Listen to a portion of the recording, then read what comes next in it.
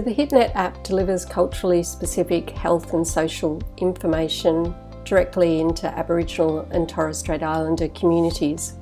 When COVID-19 hit last year, we saw a significant reduction in the use of our Hitnet hubs.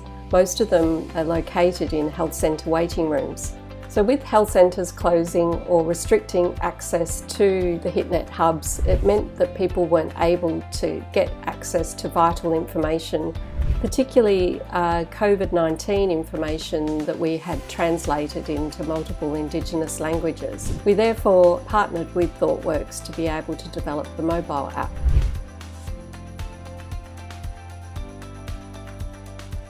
So every Hitnet hub across Australia, and we're in 40 sites nationally, has its own locally produced, culturally specific video stories. But what makes the app unique is that it's geolocation specific.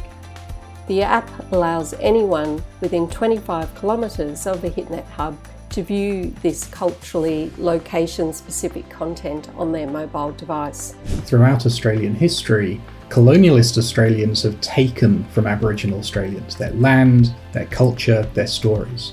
And so it was really important for us to build an app that allowed Aboriginal Australians to take control of their cultural sovereignty and not follow the usual paradigm of broadcasting content over the internet to anyone who would listen. We wanted to put control in the hands of the creators. So this was a real team effort, with the background artwork for the app developed by Hitnet's graphic designer James Olsen, who is a proud Wodjigin man who was inspired by his grandmother's art and cultural stories. We had Hitnet's advisory board member Nakima Williams join the team to help the developers understand the specific cultural context and also the digital challenges of remote Indigenous Australia. Nakima is an Aboriginal and Torres Strait Islander woman from far north Queensland, and she has been living in remote Woorabinda for the past 5 years.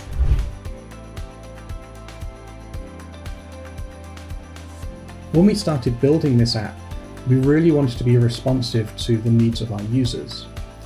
And we know that in remote Aboriginal communities, mobile penetration is quite high and many people have access to a handset.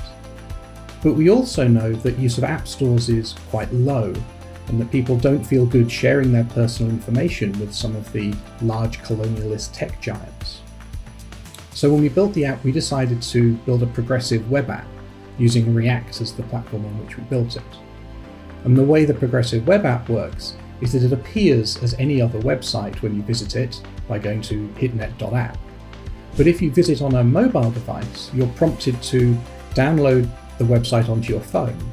And that allows us to do useful features such as downloading videos onto your handset where you can watch them later.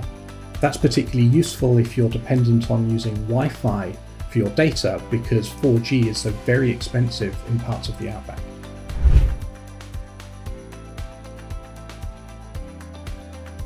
Any opportunity to deliver culturally specific information directly into people's hands is likely to have a positive impact. It's so important for people, particularly those in remote communities, to see people like themselves represented on the screen. This promotes good health and well-being, and importantly keeps people connected to their culture and their country.